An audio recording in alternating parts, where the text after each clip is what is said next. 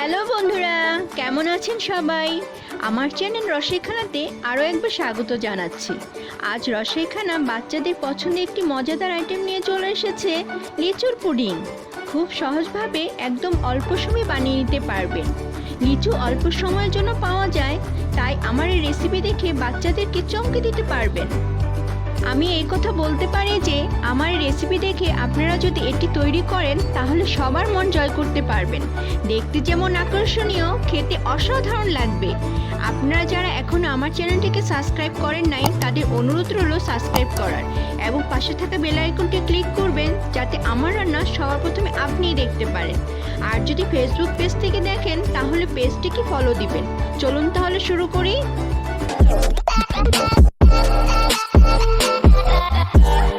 Pudding বানাতে যে জিনিসটির আমাদের প্রথম দরকার হবে তা হলো লিচু। এখানে আমি কিছু লিচু ভালো করে ধুয়ে পরিষ্কার করে খোসা ছাড়িয়ে নিয়ে নিচ্ছি। একটি নাইফ দিয়ে সাইডে চিড়ে মাঝের বিচিটা ফেলে দেব। এভাবে করে আমি সবগুলো বিচি ফেলে নিয়ে নিব। একটি ব্লেন্ডার জারে নিয়ে নিব, ভালো করে ব্লেন্ড করে ছাঁকনিতে ছেঁকে নিব।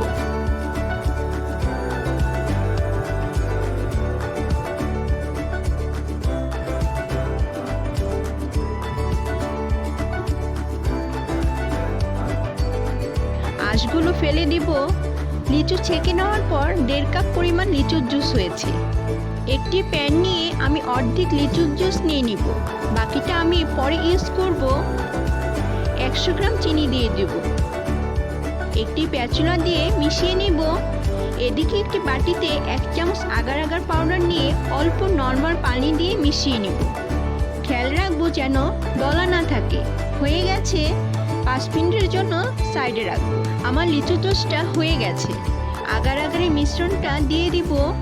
2 মিনিট নেড়ে নিব। হালকা ঘন হলেই নামিয়ে নিব, বেশি ঘন করব না। হয়ে গেছে, একটি কাঁচের প্লেটে নামিয়ে নিচ্ছি। একটি চামচ দিয়ে বাবলসগুলো উপরে ভেঙে দিচ্ছি। ঠান্ডা হলে সেট হয়ে যাবে। অপেক্ষা করব 20 মিনিট। এখন বাকি অর্ধেক জুসটা প্যানে নিয়ে নিচ্ছি। 1/2 কাপ পানি দিয়ে দিব, নেড়ে নিব। বেশি পানি দিব না, যেটুক আমি ইউজ করেছি সেটুকুই দিব। পানির পরিমাণ বেশি হলে এটি সেট হতে প্রবলেম হবে। 200 গ্রাম চিনি দিয়ে দিব, নেড়ে মিশিয়ে দিব। বলক ওঠার জন্য অপেক্ষা করব। এদিকে আবার একটি বাটি নিয়ে 2 চামচ আগার আগার পাউডার নিয়ে নিব। অল্প নর্মাল পানি দিয়ে গুলিয়ে রাখবো সাইডে।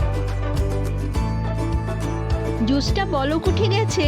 এই পর্যায়ে আগার আগারের মিশ্রণটা নেড়ে দিয়ে দিব। আবার মিশিয়ে দেব। 5 মিনিট এভাবে আমি জাল দিব।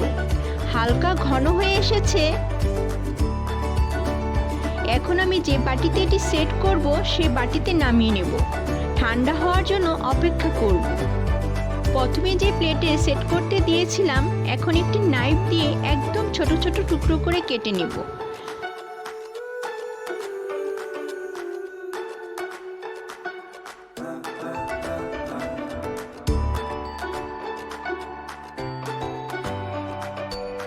ঠিক এইভাবে।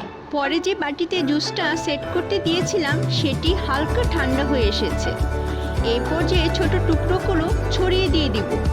একটি চামচ দিয়ে নেড়ে ছড়িয়ে দেব যেন চারিদিকে সমানভাবে হয়। এখন পুরোটা ঠান্ডা হওয়ার জন্য অপেক্ষা করব। ঠান্ডা হলে একটি সুন্দর করে সেট হয়ে যাবে। সাইডে রাখবো।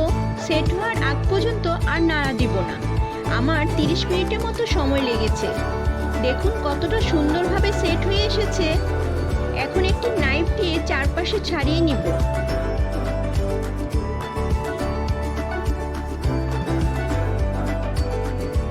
তারপর একটি প্লেট দিয়ে উল্টে নিব।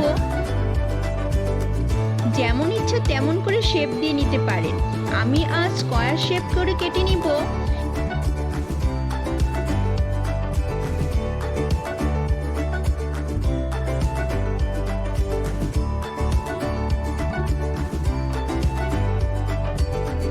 একটি উঠিয়ে দেখাচ্ছি কতটা গ্লসি দিচ্ছে।